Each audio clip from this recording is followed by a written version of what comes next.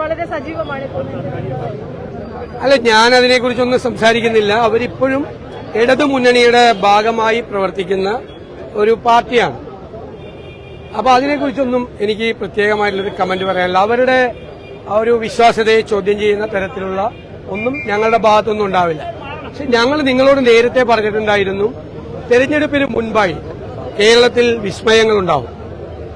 UDFന്റെ പക്കലേക്ക് കക്ഷികളും LDFിലുള്ള കക്ഷികളും NDAയിലുള്ള കക്ഷികളും അല്ലാതെയുള്ള നിഷ്പക്ഷരായിട്ടുള്ള ആളുകളും UDFന്റെ പ്ലാറ്റ്ഫോമിലേക്ക് വരും.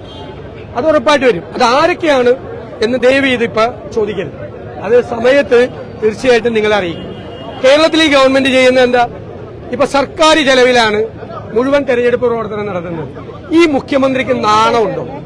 അദ്ദേഹം ഭരിക്കുന്ന പബ്ലിക് റിലേഷൻസ് ഡിപ്പാർട്ട്മെന്റിൽ ക്വിസ് മത്സരം നടത്തി എല്ലാ ചോദ്യത്തിനും ഉത്തരം പിണറായി വിജയൻ എന്ന് വരുത്തി തീർക്കുന്ന നാണം കെട്ട പരിപാടി ഈ കേരളത്തിൽ ഒരു ഗവൺമെന്റ് ചെയ്തിട്ടില്ല. തെരഞ്ഞെടുപ്പിന് 2 മാസം മുമ്പ് ക്വിസ് മത്സരം, അത് കുട്ടികളെ കൊണ്ട് എല്ലാവരെ കൊണ്ടും പിണറായി വിജയൻ എന്ന് ഉത്തരം പറയിപ്പിക്കുന്ന ചോദ്യം സർക്കാർ ചെലവിലാണ് ഈ തെരഞ്ഞെടുപ്പ് പ്രവർത്തനം നടത്തുന്നത്. ഈ നാണം കെട്ട പരിപാടി ഇത് മുഖ്യമന്ത്രിക്ക് വ്യക്തിപരമായി അപമാനമായി മാറും. ഞാൻ അദ്ദേഹത്തോട് അപേക്ഷിക്കുന്നു, ഈ പരിപാടി ഡ്രോപ്പ് ചെയ്യണം. നാണക്കേടാണ്, കേരളത്തിന് നാണക്കേടാണ്, കേരളത്തിന്റെ മുഖ്യമന്ത്രിക്ക് അപമാനകരമാണ്. ഇത് ചെയ്യരുത്, ഈ പണി ചെയ്യരുത്. പിന്നെ വീണ്ടും വീടുകളിൽ വോളണ്ടിയർമാർ പോവാണ്, CPM വോളണ്ടിയർമാർ. സർക്കാർ ചെലവിൽ ആ പരിപാടി അവസാനിപ്പിക്കണം. ഇനി തെരഞ്ഞെടുപ്പ് പ്രവർത്തനം സ്വന്തം കാശെടുത്ത് നടത്തിയാൽ മതി. നിങ്ങൾ എന്ത് പ്രവർത്തനം നടത്തുന്നതിലും ഞങ്ങൾക്ക് എതിർപ്പില്ല. സ്വന്തം കാശ് വേണം. സർക്കാരിന്റെ കാശെടുത്ത് ഇതുപോലത്തെ പണി ചെയ്താൽ ഉദ്യോഗസ്ഥന്മാരോടുകൂടി ഞങ്ങൾ പറഞ്ഞേക്കാം, നിങ്ങളെല്ലാം ഉത്തരവാദികളാവും, അക്കൌണ്ടബിൾ ആവും. സർക്കാരിന്റെ പണമെടുത്ത് നിങ്ങൾ രാഷ്ട്രീയ പ്രവർത്തനം നടത്തിയാൽ അത് ചെയ്യുന്ന ഉദ്യോഗസ്ഥന്മാർ കൂടി ഉത്തരവാദികളാവും.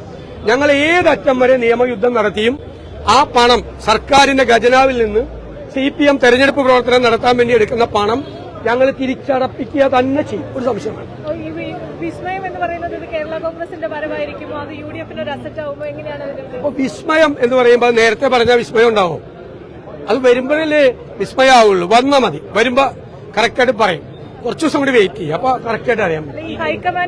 അല്ല, വിരലിൽ എണ്ണാവുന്ന ദിവസം നിങ്ങൾ വെയിറ്റ് ചെയ്താൽ മതി. അപ്പൊ ആ വിസ്മയം എന്താണെന്ന് വിസ്മയം കാണാൻ വിരലെണ്ണാവുന്ന ദിവസം മാത്രം അല്ലേ? അങ്ങനെ